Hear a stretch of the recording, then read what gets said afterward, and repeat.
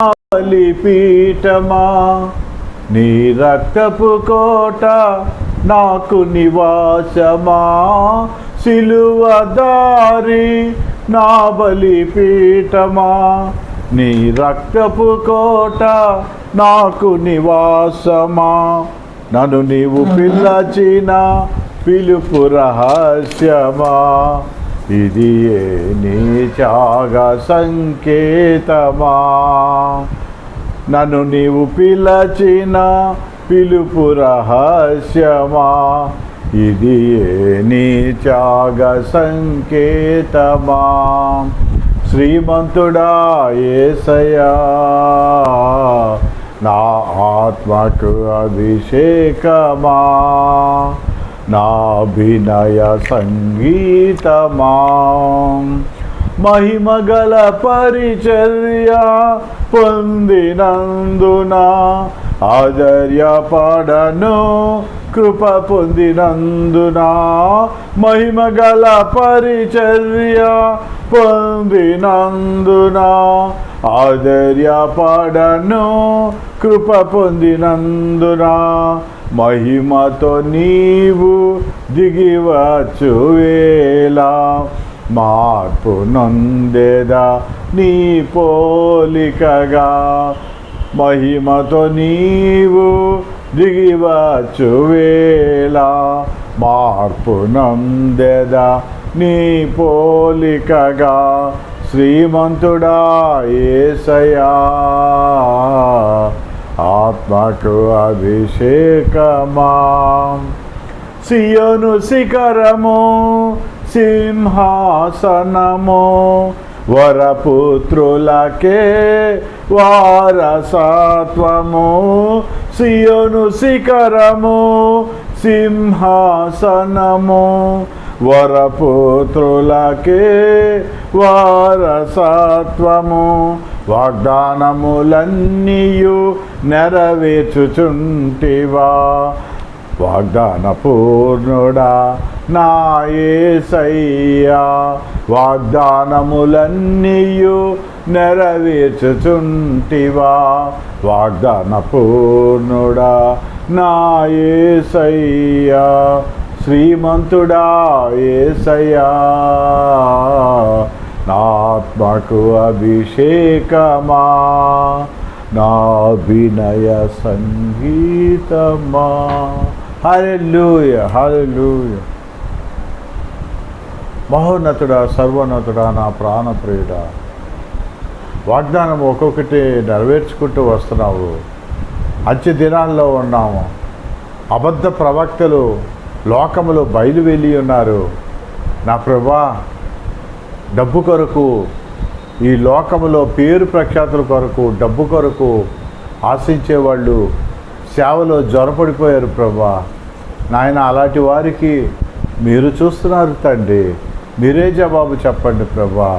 యథార్థముగా, పవిత్రముగా, నీతిగా నీ పని చేస్తున్న మమ్మల్ని, మా ఆత్మకు క్షోభ కలిగించేవారిని మీరే తీర్పు తీర్చండి ప్రభా. మేమెవరో నాయన, డాడీ నాయన, మాకు సహాయము దయచేయండి.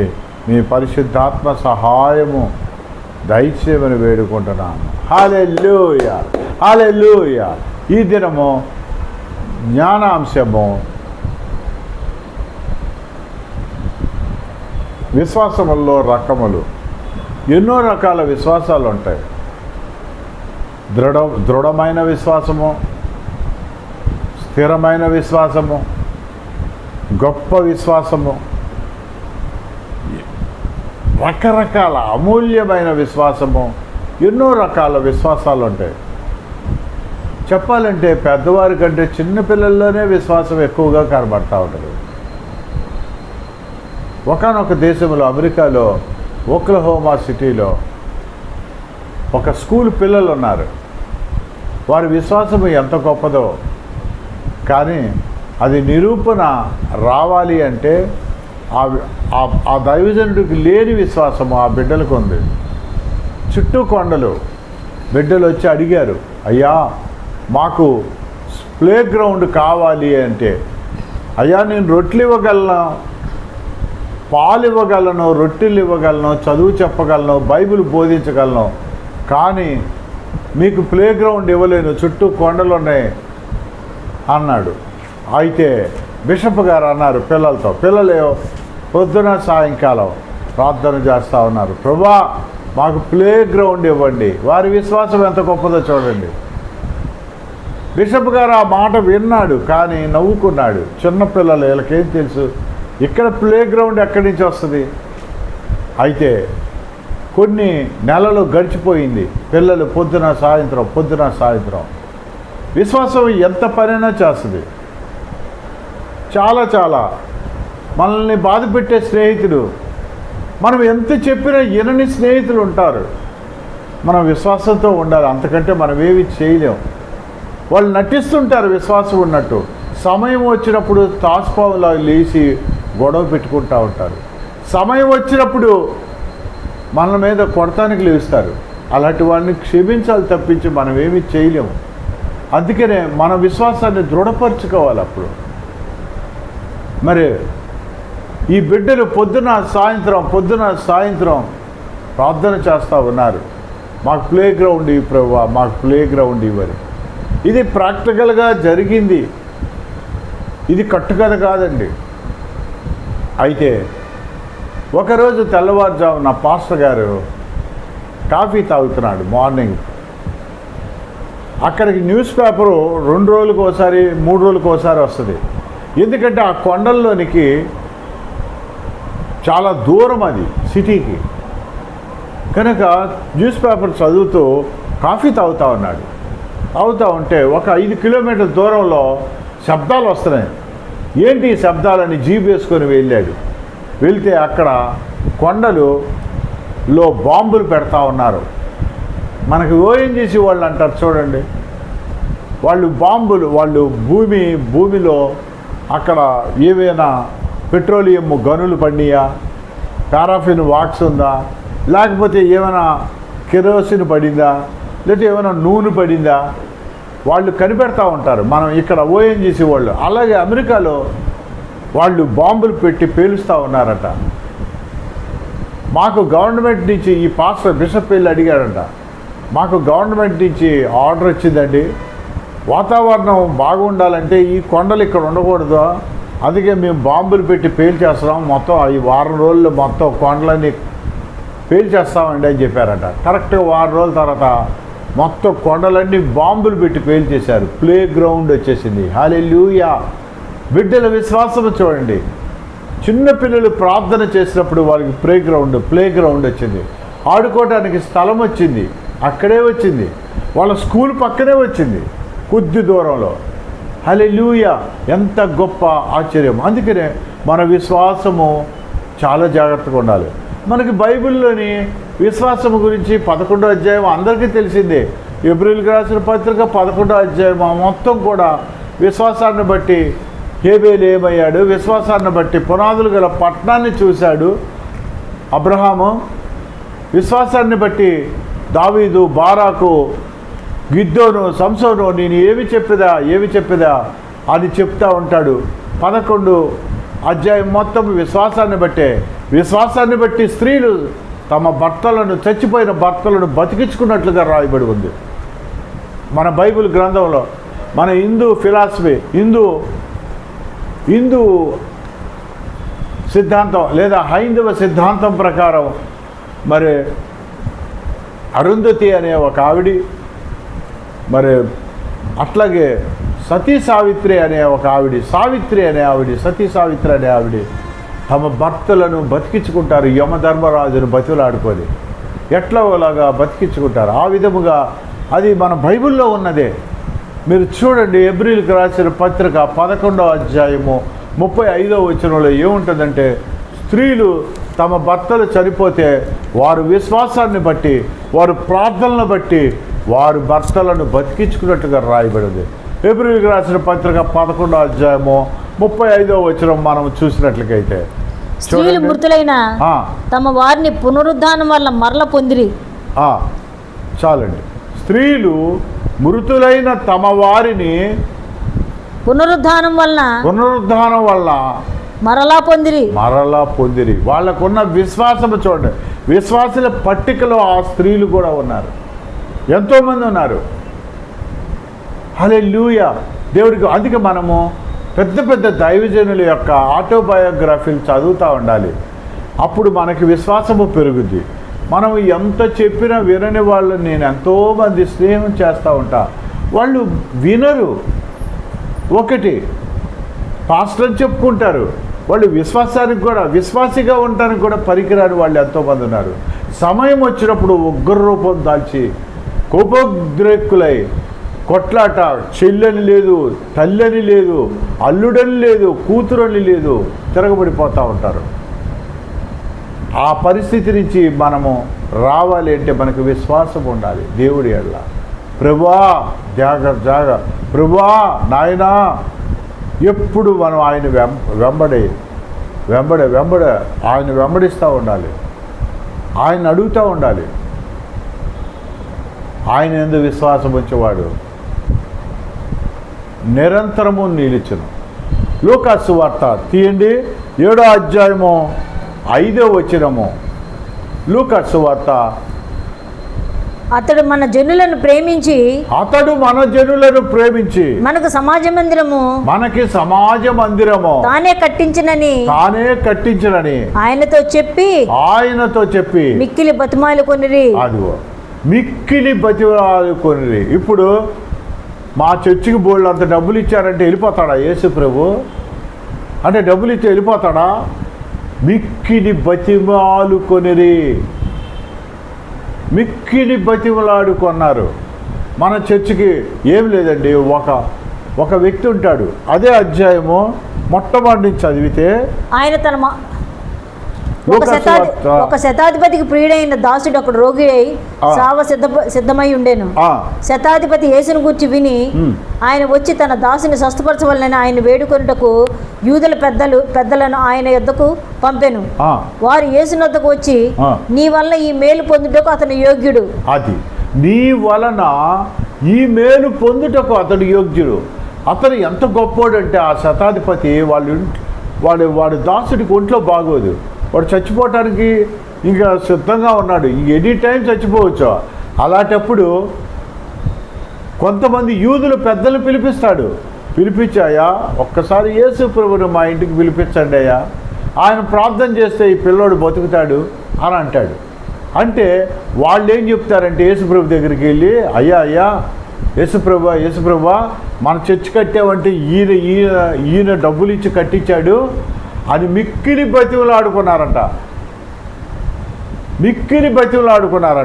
సరేనని బయలుదేరతాడు యేసు ప్రభు. బయలుదేరిన తర్వాత ఇంట్లో నుంచి బయటికి రాడే, ఈ శతాధిపతి బయటికి రాడే. మరి ఇంకే పిలిపించుకున్నాడు ఇంటికి యేసు ప్రభుని, బయటికి రాడు, లోపలే ఉంటాడు. ఉండి ఆ యూదుల పెద్దలతో చెబుతాడు, ఆ మహోన్నతమైన వ్యక్తి, ఆ రాజుల రాజు, ప్రభువుల ప్రభు, దేవాది దేవుడు ఆయన చూస్తానికి కానీ, ఆయనతో మాట్లాడటానికి కానీ, ఆయన ఎదురుపడటానికి కానీ నాకు అర్హత లేదు అని చెప్తాడు. జస్ట్ ఆయన ఒక్క మాట అంటే చాలు, ఒక్క మాట వదిలితే చాలు, ఆ మాటలో శక్తి, నా దాసుడు బతుకుతాడు అంటాడు. చదవండి 5 నుంచి 7:5. లూకాసు వార్త 7:5 నుంచి చదువుకెళ్ళండి. యేసు వారి యొద్దకు వచ్చి నీ వలన ఈ మేలు పొందుటకు అతని యోగ్యుడు. అతడు మన జనులను ప్రేమించి మనకు సమాజ మందిరం తానే కట్టించినని అని యూదులు యేసు ప్రభువుతో చెప్తారు. ఆయనతో చెప్పి మిక్కిలి బతిమాలుకొండి. కావున యేసు వారితో కూడా వెళ్ళాను. ఆయన ఆ ఇంటి దగ్గరకు వచ్చినప్పుడు శతాధిపతి తన స్నేహితులను చూసి, మీరు ఆయన యొద్దకు వెళ్ళి, ప్రభువా శ్రమ పుచ్చుకొనవద్దు, నీవు నా ఇంటిలోనికి వచ్చుటకు నేను పాత్రుడను కాదు. బయటే ఉంచాడు యేసు ప్రభువు. నువ్వు మా ఇంట్లో రావడానికి నేను పాత్రుడు, నాకు అంత అర్హత లేదయ్యా, నేను అంత యోగ్యుని కాదు, నేను అలాగని నేను మామూలు ఐఎమ్ నాట్ ఆర్డినరీ పర్సన్. అందుచేత నుంచోమంటే నుంచుంటాడు వాడు, ఓయ్ నువ్వు కూర్చో అంటే కూర్చుంటాడు. అంత ఏ భటుడిని నువ్వు ఎంతమంది భటులు ఉంటారో అంతమందికి అధికారితనం. అందుచేత నీ యొద్దకు వచ్చుటకు పాత్రునని నేను ఎంచుకొనలేదు. అయితే మాట మాత్రం సెలవిమ్ము, అప్పుడు నా దాసుడు స్వస్థపడను. ఒక్క మాట సెలవు అయ్యా, నా కుమారుడు నా దాసుడు స్వస్థపడతాడు అని చెప్పాడు. నేను సహా అధికారంలోకి లోబడిన వాడను, నా చేతి క్రింద సైనికులు ఉన్నారు. నేను ఒకరిని పొమ్మంటే పోవును, ఒకరిని రమ్మంటే వచ్చును. నా దాసుని చేయమంటే ఇది చేయనని నేను చెప్పినట్లు నా దాసుని నువ్వు పోరా అంటే పోతారు, కూర్చోరా అంటే కూర్చుంటారు, ఈ పని చేయరా అంటే చేస్తారు. అనేక మంది సైన్యానికి అధిపతి ఇతరం. నా దాసుని చేయమంటే ఇది చేయనని నేను చెప్పినట్లు ఆయనతో చెప్పుడని వారిని పంపాను. అంతే. యేసు ఈ మాటలు విని అతని గురించి ఆశ్చర్యపడి తన వెంట వచ్చుచున్న జన సమూహం వైపు తిరిగి, ఇజ్రాయేలీలోనైనాను ఇంత గొప్ప విశ్వాసం నేను చూడలేదని మీతో చెప్పుచున్నాను. నేను ఇజ్రాయెల్లో ఇంత గొప్ప విశ్వాసము. ఇక్కడ టైప్స్ ఆఫ్ ఫెయిత్లో ఫస్ట్ విశ్వాసము. ఇంత గొప్ప విశ్వాసము నేను చూడలేదని యేసుక్రీస్తు ప్రభులు వారు తన నోటితో చెప్పాడు. గొప్ప విశ్వాసము హెడ్డింగ్ ఫస్ట్ది గొప్ప విశ్వాసము. నెక్స్ట్, ఎప్పుడైతే యేసు ఆ మాట అన్నాడు, పంపిన వారి ఇంటికి తిరిగి వచ్చి ఆ దాసుడు స్వస్థుడైండు కనుగొని. హల్లెలూయా. ఆ దాసుడు స్వస్థత పొందాడు. విశ్వాసాల్లో ఆ పిల్లలు ఓక్లహోమా సిటీలో స్కూల్ గ్రౌండ్ రావటానికి ఎంత విశ్వాసం ఉంది వాళ్ళకి, ఎంతో గొప్ప విశ్వాసం ఉంది. అందుకే ప్లే గ్రౌండ్ వచ్చింది వాళ్ళకి. ఇక్కడ శతాధిపతికి తన దాసుడి ఒంట్లో బాగోపోతే ఆయన ఇంట్లోకి రానవసరం లేదు. ముందేం చెప్పాడు, యూదుల పెద్దలతో తెప్పించుకున్నాడు ఇంటికి.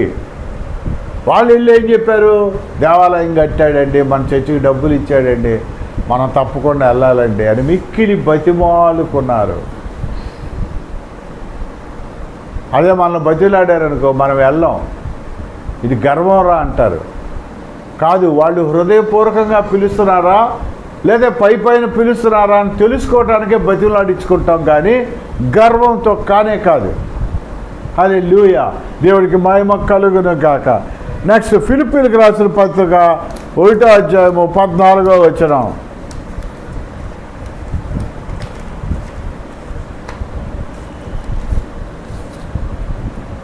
ఫిలిప్పీలకు రాసిన పత్రిక 1వ అధ్యాయం 14వ వచనం. మరియు సహోదరులైన వారిలో ఎక్కువ మంది నా బంధకముల మూలంగా ప్రభువునందు స్థిర విశ్వాసం గలవారై. ప్రభువునందు స్థిర విశ్వాసము. ఇందాక గొప్ప విశ్వాసము, ఇక్కడ పౌలు అంటున్నాడు స్థిర విశ్వాసము.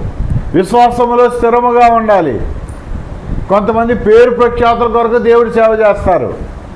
కొంతమంది కక్ష కొద్దీ వీడేనా చేసేది, మేము సేవ చేయలేమా, సంఘాన్ని చీల్చేస్తారు. మనం ఒకరిని పరిచయం చేసామనుకో మనలో వదిలేస్తాడు, ఇక ఆ పరిచయం నోటితో తిరుగుతూ ఉంటారు. ఇది ఒక రకమైన బ్యాచ్. వీళ్ళ గురించి ఇప్పుడు మాట్లాడతాడు దేవుడు. చదవండి. మరియు సహోదరుల వారికి ఎక్కువ మంది నా బంధకముల మూలంగా ప్రభువునందు స్థిర విశ్వాసం గలవారై నిర్భయంగా దేవుని వాక్యం ప్రభువునందు స్థిర విశ్వాసము గలవారై నిర్భయంగా దేవుని వాక్యం బోధించుటకు మరి విశేష ధైర్యం తెచ్చుకొనిరి. కొందరు అసూయ చేత చూసారా, వాడు సేవ చేస్తున్నాడు, నేను కూడా అసూయతో చేస్తున్నారు, కానీ ప్రేమతో చేయట్లా. వాడికి పేరు వస్తుంది, ఆడికి డబ్బు వస్తుంది, ఆడు ఫస్ట్ కూరగాయలు అమ్మేవాడు, ఇల్లు కట్టేశాడు అని వాడిని చూసి ఇంకోటి చేస్తారే, కానీ అసూయతో ఉన్నారు, కక్షతో సేవ చేస్తున్నారు. దేవుడు చూస్తున్నాడు. దేవుడు నామం వెక్కిరించబడదు నా కుమారుడు, నువ్వేది విత్తుతావు అదే కోస్తావు. కొందరు అసూయ చేతను 17 వరకు చదవాలి. కలహ బుద్ధి చేతను మరికొందరు మంచి బుద్ధి చేత కొంతమంది సేవ చేస్తారు, క్రీస్తును ప్రకటించుచున్నారు. వారైతే నా బంధకములతో కూడా నాకు శ్రమ తోడు చేయవలన తలంచుకొని శుద్ధ మనసుతో కాక కక్షతో క్రీస్తును ప్రకటించుచున్నారు. శుద్ధ మనసుతో కాక కక్షతో క్రీస్తును ప్రకటించుచున్నారు. ఇందాక చెప్పారు కదండి. వీరైతే నేను సువార్త పక్షముగా వాదించుటకు నియమింపబడి ఉన్నానని ఎరిగి ప్రేమతో ప్రకటించుచున్నాను. హల్లెలూయా. కనుక సువార్త ప్రకటించేటప్పుడు ప్రేమతో ప్రకటించాలి. డబ్బు కొరకు కాదు, పేరు కొరకు కాదు, నేను అని కాదు, నేను ఎంతోమందికి ఎమ్మెల్యేలను పరిచయం చేశా, మినిస్టర్స్ని పరిచయం చేశా, రూపాయి ఆశించలేదే. నేను దానిలో ఎప్పుడు ఆశించలేదే. నేను ఎన్నో 20 సంవత్సరాల నుంచి, నేను దాదాపుగా 20 సంవత్సరాల నుంచి అడ్వైజులు ఇస్తా ఉన్నాను అడ్వకేట్గా. ₹1 తీసుకోలేదే, ₹1 తీసుకోలా. మనం అది చెప్పుకుంటామా, దెప్పుతామా? కాదు. స్థిర విశ్వాసము కలిగి ఉండాలి. అక్కడ గొప్ప విశ్వాసము. యేసు ప్రభు అంటున్నాడు గొప్ప విశ్వాసము, ఇక్కడ పౌలు అంటున్నాడు స్థిర విశ్వాసము. అక్కడ ఓక్లహోమా సిటీలో బిడ్డలకి విశ్వాసం ఉంది. స్థిర విశ్వాసము, గొప్ప విశ్వాసము. ఇంకొక విశ్వాసము చూద్దాం. చూడండి, హెబ్రీయులకు రాసిన పత్రిక 3:15. హెబ్రీయులకు రాసిన పత్రిక 3వ అధ్యాయం 15వ వచనం. చెప్పాలంటే 12 నుంచి చదవండి. సహోదరులారా, 12 నుంచి చదవండి. సహోదరులారా, జీవము గల దేవుని విడిచిపోవునట్టి విశ్వాసం లేని దుష్ట హృదయం మీలో ఎవనిందైనను ఒకవేళ ఉండునేమో అవి జాగ్రత్తగా చూచుకొనండి. నేడు మీరు ఆయన శబ్దం విని ఎడల కోపం పుట్టించినప్పటి వలె మీ హృదయంలో కఠినపరచుకొనకూడదని కొనకూడని ఆయన చెప్పెను. కనుక పాపం వల్ల కలుగు భ్రమ చేత మీలో ఎవడును కఠినపరచబడకున్నట్లు నేడు అనబడు సమయం ఉండగానే ప్రతిదినము ఒకరినొకడు బుద్ధి చెప్పుకొనుడి. ఒకరికొకడు బుద్ధి చెప్పుకోనే. డైరెక్ట్గా 15కి రండి. ఏలయనగా మొదట నుండి మనకున్న దృఢ విశ్వాసము, మనకున్న దృఢ విశ్వాసము, గొప్ప విశ్వాసము, స్థిర విశ్వాసము. ఉండండి, కంగారు పడుతున్నారు. గొప్ప విశ్వాసము, స్థిర విశ్వాసము, దృఢ విశ్వాసము. ఎన్ని రకాల విశ్వాసాలు ఉన్నాయి. గొప్ప విశ్వాసము, స్థిర విశ్వాసము, దృఢ విశ్వాసము. మొట్టమొదటి నుంచి మనకున్న దృఢ విశ్వాసాన్ని వదిలిపెట్టకూడదు. అనేక మంది తారసపడుతూ ఉంటారు, వెళ్ళిపోతూ ఉంటారు. కష్టం రాగానే వెళ్ళిపోతారు, దేవుణ్ణి వదిలేస్తారు, అవిశ్వాసులు అయిపోతారు. మనకి మేలు చేస్తున్నంతసేపు బాగానే ఉంటుంది, ఎదుటోడు డబ్బులు ఖర్చు పెడుతున్నంతసేపు బాగానే ఉంటుంది. ఆ డబ్బు ఖర్చు పెట్టడం మానేచడా, అంతే. తప్పిపోయిన కుమారుడిని స్నేహితులు వదిలేసినట్టు వదిలేస్తారు. ఈ దగ్గర డబ్బు లేదురా, చెట్టుకి కాయలుంటేనే రాళ్ళు వేస్తారు. నదిలో, సరస్సులో జీవరాశులు, నీళ్లుంటేనే జీవరాశులు ఉంటాయి. చీమలు, బెల్లం ఉంటేనే చీమలు వస్తాయి, డబ్బు ఉంటేనే మనుషులు వస్తారు. అందుకనే మనం నిరంతరము విశ్వాసము కలిగి ఉండాలి, దృఢ విశ్వాసము కలిగి ఉండాలి. మళ్ళా చదవండి 15.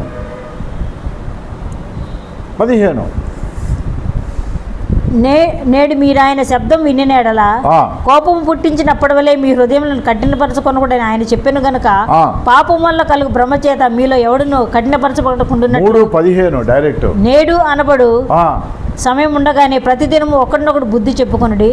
ఏలయనగా మొదటి నుండి మనకున్న దృఢ విశ్వాసము, అంతం మటుకు గట్టిగా చేపట్టిన, అంతం వరకు, చనిపోయే వరకు, శ్వాస వదులు పర్యంతం వరకు, అనంతకాలం నుంచి అనంతకాలం వరకు అంతం మటుకు గట్టిగా చేపట్టిన ఎడలని క్రీస్తుతో పాలివారై ఉందుము. హల్లెలూయా, హల్లెలూయా. గొప్ప విశ్వాసము, స్థిర విశ్వాసము, దృఢ విశ్వాసము. ఇంకొక విశ్వాసము చూద్దాం. చూడండి, 1 తిమోతి 1:5. 1 తిమోతి 1:5. ఇది ఇంకో రకమైన విశ్వాసం. 1 తిమోతి 1వ అధ్యాయం 5వ వచనం. ఇక్కడ తిమోతి వాళ్ళ అమ్మ గురించి. ఎందుకంటే ఉపదేశానుసారం ఏదనగా పవిత్ర హృదయం నుండి, మంచి మనసాక్షి నుండి, నిష్కపటమైన విశ్వాసము నుండి, నిష్కపటమైన విశ్వాసము, కపటం లేకుండా ఉండాలి. నువ్వు దేవుణ్ణి విశ్వాసం ఉంచానని వెళ్ళాలా అంటే దేవుడు కూడా వెళ్ళాలా అంటాడు. నిష్కపటమైన, కపటము లేకుండా ప్రేమించాలి. మేలు కొరకు నాకేదో సహాయం చేస్తాడని స్నేహం చేయకూడదు. నిష్కపటమైన విశ్వాసము. దేవుడిని కూడా అలాగే ప్రేమించాలి, స్నేహితుల్ని కూడా అలాగే ప్రేమించాలి. నిష్కపటమైన విశ్వాసము.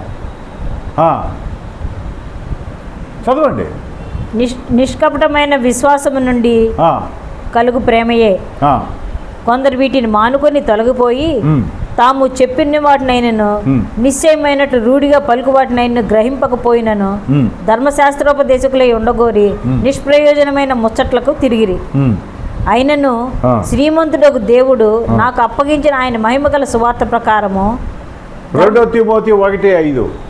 ఇందాక 1 తిమోతి 1:5 చదివారు. ఇప్పుడు 2 తిమోతి 1:5. నా ప్రార్థనలో ఏంది ఎడతెక్క నిన్ను జ్ఞాపకం చేసుకొనుచు. తిమోతి, పౌలు అంటున్నాడు, తిమోతి నా ప్రార్థన యందు నిన్ను ఎడతెగక నేను జ్ఞాపకము చేసుకుంటా ఉన్నా. నీ కన్నీళ్లను తలంచుకొని నాకు సంపూర్ణ ఆనందం కలుగుటకై నిన్ను చూడవలనని రేయింబగులు అపేక్షించుచు నీ అందున్న నిష్కపటమైన విశ్వాసము జ్ఞాపకము చేసుకొని నా పితురాచార ప్రకారము నిర్మలమైన మనస్సాక్షితో నేను సేవించుచున్న దేవుని ఎడల కృతజ్ఞుడై ఉన్నాను. హల్లెలూయా.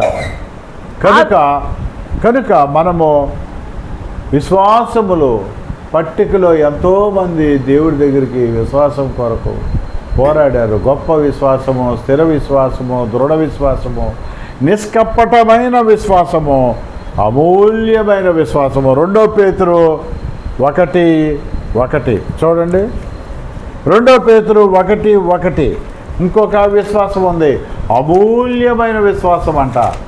ఇది అమూల్యమైనది, ఇది వెలకట్టలేనటువంటిది, మహోన్నతమైనటువంటిది. 2 పేతురు 1:1. యేసుక్రీస్తు దాసుడును అపోస్తుడైన సీమోను పేతురు మన దేవుని యొక్కయు రక్షకుడైన యేసుక్రీస్తు యొక్కయు నీతిని బట్టి మా వలనే అమూల్యమైన విశ్వాసం పొందిన వారికి శుభమని చెప్పిరా. హల్లెలూయా. మా వలనే అమూల్యమైన విశ్వాసం పొందారు. ఇంకా ఒకటి చూడండి. ఇంకా యాకోబు 2:20. యాకోబు 2:20 దీంట్లో ఏముంటుందంటే, క్రియలు లేని విశ్వాసము మృతము. క్రియలు లేని విశ్వాసము నిష్ఫలమైనది అని తెలుసుకొని కోరుచున్నావా? అది క్రియలు లేని విశ్వాసము. నాకు ఇంత విశ్వాసం ఉందయ్యా, నువ్వంటే నేను ఎంతో ప్రేమిస్తున్నానయ్యా అని చెప్తూ ఉంటారు కొంతమంది, కానీ క్రియలు ఉండవు. మాటల వరకే, చేతలు ఉండవు, క్రియలు ఉండవు. క్రియలు లేని విశ్వాసము మృతము. ఇంకో చోట కొరింథీయుల్లో ఉంటుంది, కొండను ప్రకలించగల విశ్వాసము నీ కొండను ప్రేమ లేని వాడివైతే నువ్వు వ్యర్థుడవే. హల్లెలూయా. కానీ ప్రేమించరు, ఎప్పుడు తను లాభం పొందటమే, ఎదుటోటి దగ్గర నుంచి లాభం పొందుదామనే చూస్తుంటారు. వీడు ఇంకేముందా అతని మీద, అతను నువ్వు ఎలా ప్రేమిస్తున్నావు? చారిటీ ఏది? ఇంగ్లీష్ బైబిల్లో చారిటీ అని ఉంటుంది. ఇక్కడైతే ప్రేమ లేని వాడివైతే నువ్వు వ్యర్థుడవే అని ఉంటుంది. సమయం వచ్చినప్పుడు అల్లుడి మీద తిరగబడి, సమయం వచ్చే కూతురు మీద, కోడల మీద తిరగబడిపోయి, సమయం వచ్చినప్పుడు ఇంట్లో వాళ్ళ మీద తిరగబడిపోయి, సమయం వచ్చినప్పుడు ఓట్లోడి మీద తిరగబడిపోయి, ఎదుటి వాడి సహోదరుడి మీద తిరగబడిపోయి, అది దైవజనుడి లక్షణం కాదు, విశ్వాసి లక్షణం కాదు. నీకు స్థిరమైన విశ్వాసం ఏది? గొప్ప విశ్వాసం ఏది? ఈ విశ్వాసాల్లో దృఢమైన విశ్వాసం ఏది? నిష్కపటమైన విశ్వాసం ఏది? ప్రియ విశ్వాసి, ప్రియ దేవుని బిడ్డ, ఏ పరిస్థితిలో ఉన్నావు, ఏదో ఒక రకమైన విశ్వాసం నీకు ఉండాలి కదా. క్రియలు లేని విశ్వాసము మృతము. క్రియలు లేకుండా దేవుడు ఎవరిని నిర్దోషిగా ఎంచుతాడో అతడు ధన్యుడు అంట. హల్లెలూయా, హల్లెలూయా. క్రియలు లేకుండా ఎవరిని నిర్దోషిగా ఎంచుతాడో వారు ధన్యులంట. హల్లెలూయా. ఎంత గొప్ప దేవుడు. ఇంకోటి చూడండి, మత్తయి సువార్త 17:20. మత్తయి సువార్త 17:20.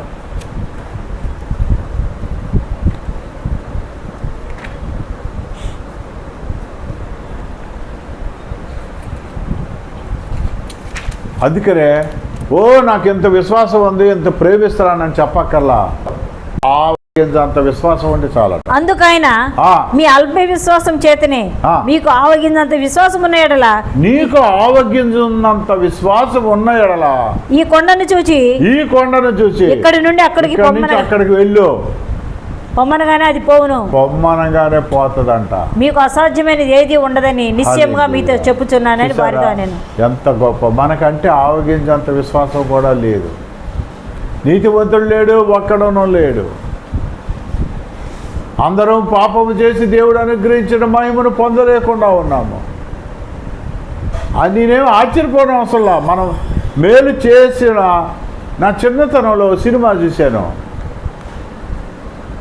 ఆ సినిమాలో అతను మాలిష్ చేస్తాడు, డబ్బులు తీసుకుంటాడు, తాగుతాడు, వచ్చి మళ్ళీ ఆయన్నే తిడతారు. ఏమయ్యా నా దగ్గర డబ్బులు తీసుకొని నన్ను తిడతావు ఏంటయ్యా అని అంటాడు. ఇప్పుడు సినిమాలు మానేసి 32 ఏళ్ళు అయింది, కానీ నాకు అది గుర్తొస్తూ ఉంది. నేను ఎవరి దగ్గర డబ్బులు తీసుకున్నానో ఆడనే తిడతా, నేను ఎవరి దగ్గర డబ్బులు తీసుకున్నానో నేను వాడినే తిడతా, పక్కింటోడిని ఎదురింటోడిని తిట్టను అంటాడు వాడు. అంటే అర్థం ఏంటంటే, మనం ఎవరికైతే సహాయం చేస్తామో వాళ్ళే మనల్ని తిడతారు. విచిత్రం. ఇందిరాగాంధీని ఆవిడ అన్నం పెట్టి రోజు సెక్యూరిటీ గార్డులే కాల్చేశారు. జూలియస్ సీజరు బిల్లింగ్, మరి Macbeth, Julius Caesar, Romeo Juliet మనం డిగ్రీ చదివేటప్పుడు చదువుతాం. దాంట్లో బ్రూటస్ ఫస్ట్ జూలియస్ సీజర్ని పొడుస్తాడు. నువ్వా బ్రూటస్, నువ్వు నీతిమంతుడు, నన్ను పొడుస్తావా అని అడుగుతాడు. Yes, for the sake of the Rome I stopped అని అంటాడు. కానీ మనం ఎంతో ప్రేమిస్తాడు, ఎంతో నమ్మకస్తుడు బ్రూటస్, ఎంతో నీతివంతుడు, అతడు నిజాయితీపరుడు, అతడు పొడుస్తాడు. మన జూలియస్ సీజర్ నమ్మాడు, వాడే పొడిచాడు. యేసు ప్రభు నమ్మాడు, వాడే అప్పచెప్పేశాడు 30 వెండి నాణాలకి. మనం ఎవరిని నమ్ముతామో వారే మోసం చేస్తారు. మనం ఎవరినైతే విశ్వసిస్తామో వారే మనకు అన్యాయం చేస్తారు. నమ్మినోడిని మోసం చేయక నమ్మనోడిని ఎలా మోసం చేస్తారండి? కానీ మన దేవుడు నమ్మదగిన దేవుడు. నేను నమ్మదగిన దేవుడను, మీరు నమ్మదగిన వారు. నేను నమ్మదగిన దేవుడను, మీరు నమ్మదగిన వారు. నేను సృష్టికర్తను, సర్వ సృష్టికర్తను. నా కుమారుడా, ఇకనైనా గొప్ప విశ్వాసములో ఉన్నావా? స్థిర విశ్వాసములో ఉన్నావా? నిష్కపటమైన విశ్వాసములో ఉన్నావా? ఆవగింజంత విశ్వాసమైనా నీకుందా? దేవుడు 2 చేతులు చాచి విననొల్లని ప్రజల కొరకు ఎదురు చూస్తా ఉన్నాడు. ఆయన నిదానించి చూసేవారికి ఆయన దొరుకుతాడు. ప్రియ విశ్వాసి, ప్రియ దేవుని బిడ్డ,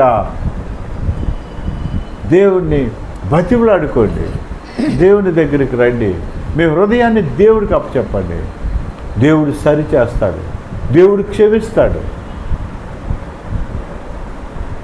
మమ్మల్ని మిక్కిలిగా ప్రేమించిన మా పరలోకపు తండ్రి, మహోన్నతుడా, సర్వోన్నతుడా, నా ప్రాణప్రియుడా, నిజమే తండ్రి, జస్ట్ స్త్రీలు తమకున్న విశ్వాసము ద్వారా తమ భర్తలను బతికించుకున్నారని హెబ్రీలు 11:35 సెలవిచ్చారు. డాడీ మీకు వందనాలు. 11వ అధ్యాయం మొత్తం విశ్వాసము ద్వారా ఎన్నో విజయాలు పొందారు. పరలోకము సంపాదించుకొని జీవగ్రంథంలో వారి పేర్లు రాయించారు.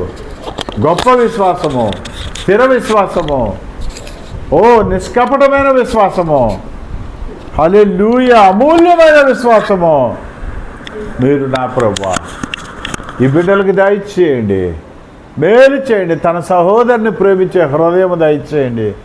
మీ పాదములు పట్టుకుంటూ మీ ప్రియకుమారుడైన యేసుక్రీస్తు నామమున నడుచున్నాము తండ్రి. ఆమేన్, ఆమేన్.